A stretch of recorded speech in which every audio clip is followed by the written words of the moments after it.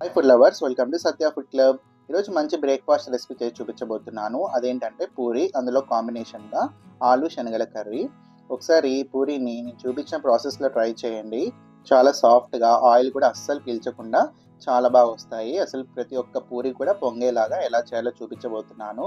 కాబట్టి ఈ వీడియోని ఎక్కడ కూడా స్కిప్ చేయకుండా చూడండి. నేను చెప్పిన టిప్స్ని ఫాలో అవ్వండి. మంచి బ్రేక్ఫాస్ట్ రెసిపీని మీ ఇంట్లోనే ఈజీగా చేసుకోవచ్చు. అంతకంటే ముందు మన ఛానల్ ఫస్ట్ టైం చూస్తున్న వాళ్ళు ఉంటే వెంటనే సబ్స్క్రైబ్ బటన్ క్లిక్ చేసి బెల్ ఐకాన్ క్లిక్ చేయండి.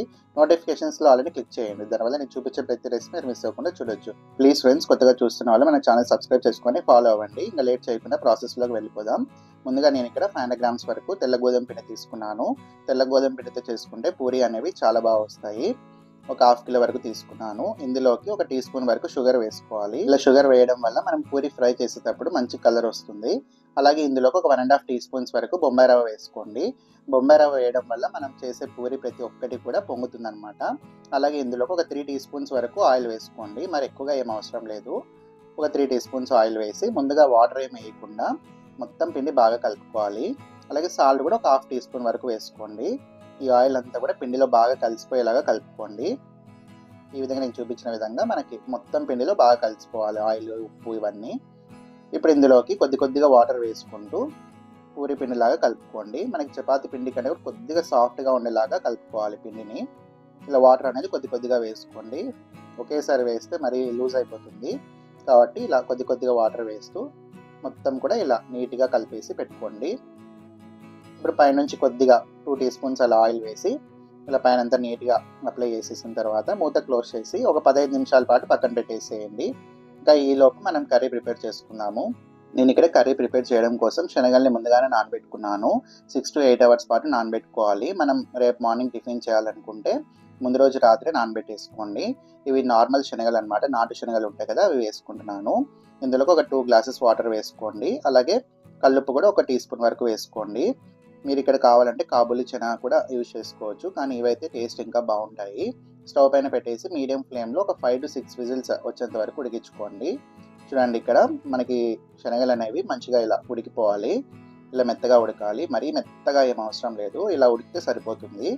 మళ్ళీ మనం కర్రీ ప్రిపేర్ చేసేటప్పుడు ఇంకొద్దిగా ఉడికించుకుంటాము. ఇప్పుడు ఈ వాటర్ అంతా స్ట్రెయిన్ చేసేసి పక్కన పెట్టేసేయండి. ఇప్పుడు స్టవ్ పైన ఒక ప్యాన్ పెట్టేసి ఒక 2 టేబుల్ స్పూన్స్ ఆయిల్ వేసుకోండి. ఇందులోకి ఒక మీడియం సైజ్ ఆనియన్ని ఇలా పొడుగా కట్ చేసి వేయండి. ఆనియన్స్ అనేవి దూరగా వేయించుకోవాలి, మరి ఎక్కువగా ఏం అవసరం లేదు.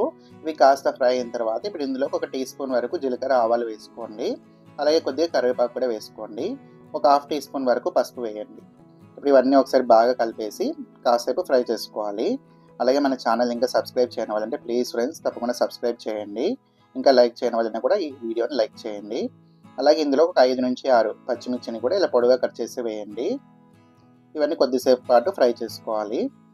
అలాగే ఇప్పుడు ఇందులోకి ఒక 2 టీ స్పూన్స్ వరకు కొత్తిమీర, అల్లం వెల్లుల్లి పేస్ట్ వేసుకోండి.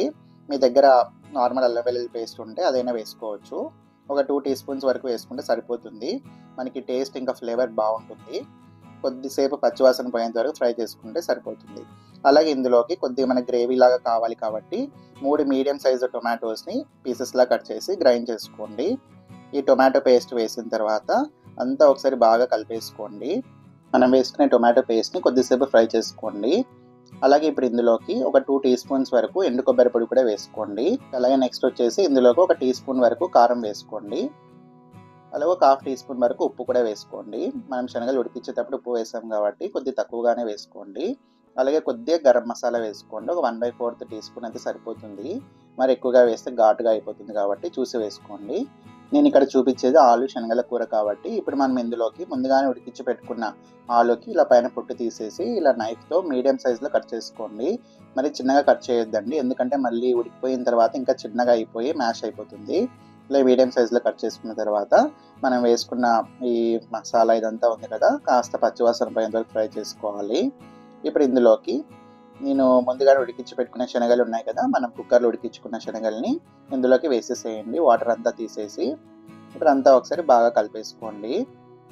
అలాగే ఇంకా మన ఛానల్ని ఎవరైనా ఫస్ట్ టైం చూస్తున్న వాళ్ళు ఉంటే ప్లీజ్ ఫ్రెండ్స్ తప్పకుండా సబ్స్క్రైబ్ చేసుకొని సపోర్ట్ చేయండి.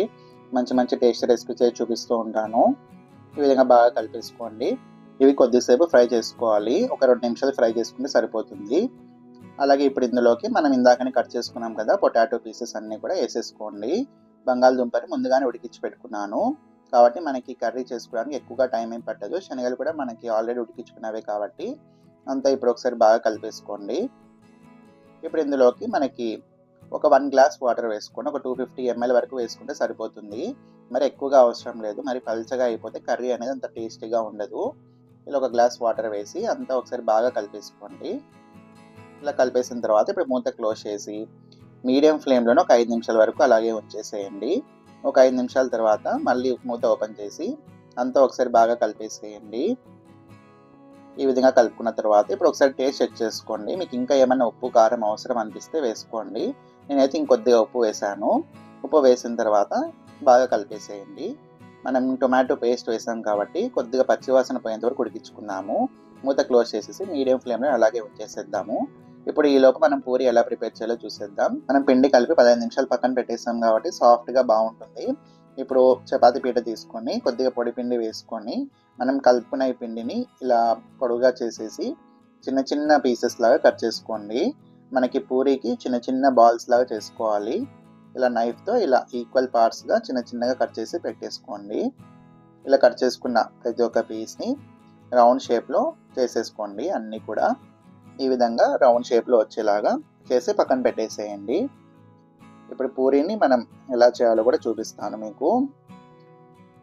ఇప్పుడు ఇలా రౌండ్ షేప్లో చేసుకున్న పిండి ముద్దని ఇలా పెట్టుకొని ఇలా రౌండ్గా తిక్కుకోవాలి. కాస్త కొద్దిగా పొడి పిండి వేసుకుంటూ ఇలా తిక్కుకోవాలి.